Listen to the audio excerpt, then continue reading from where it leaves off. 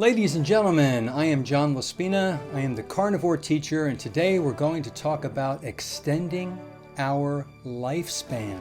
We have genes and chromosomes, and part of the chromosome is a thing called a telomere. And the telomere is like the little plastic cap on the end of a shoelace. It's a certain length, certain length.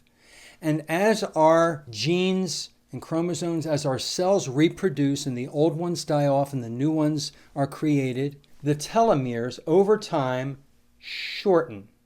They get smaller and smaller and smaller and smaller until eventually there's none left and therefore the end of life. And they're doing research in this area. It's really interesting about this research. How can we lengthen or preserve our telomeres? The length of that little plastic strip on the end of the shoestring that looks on our chromosomes. How do we do that? Well, I'm going to give you some tips today on how to lengthen your telomeres, which gives you a longer life expectancy. I expect to live to 120 years old. I do. And that's my mental outlook. And between now, I'm 58 and almost 59, and 120, I'm not even middle-aged yet, I expect to have excellent health. No colds, no flus, no problems. That's my expectation. That's my mental outlook. And technically, we are supposed to live. Our telomeres are supposed to last until 120. Some people should be able to live longer than that. But I'm aiming for 120. And I think I'm going to make it. And how am I going to do that? I'm going to do what I'm doing right now and what I started to do 5 years ago and refined over 1 year ago. I'm going to eat low carb, low sugar, no seed oil. I'm going to eat healthy fatty acids and protein, vitamins and minerals by eating beef, lamb, pork, poultry, fish, and eggs, cooking in butter, beef tallow, chicken schmaltz, bacon fat, duck fat, all the animal fats. And I'm going to eat once or twice a day till satiety. I'm going to do movement. I'm going to move all the muscles in my body. And I'm going to exercise. I'm going to walk a couple of miles every night after dinner. I'm going to bicycle ride in the morning and catch the sun and absorb the radiant infrared heat and it's delicious. It's delicious to be out in the sun and to feel the warmth on my skin, to make my vitamin D, to fuel my body with sunlight so that later in the night I can have a really restful sleep and sleep uninterrupted for 7 to 8 hours. And wake up refreshed to do it all again, eating that wonderful food, doing those wonderful movements and exercises. And do you know why I love to do exercise? I don't find it a chore to lift heavy things. I have a Bowflex Revolution. I used to go to the gym, but now I do it in my house ever since COVID lockdown. I never changed.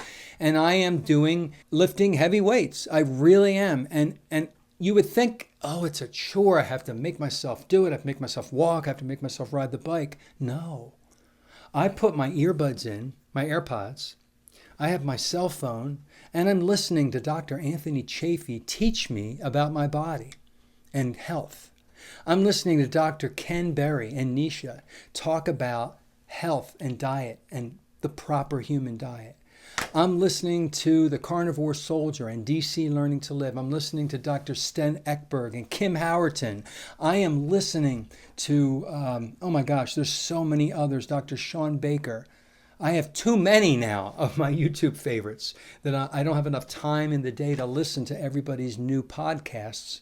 But this is where I get my aha moments, my epiphanies, little nuggets of information that I apply to my own life.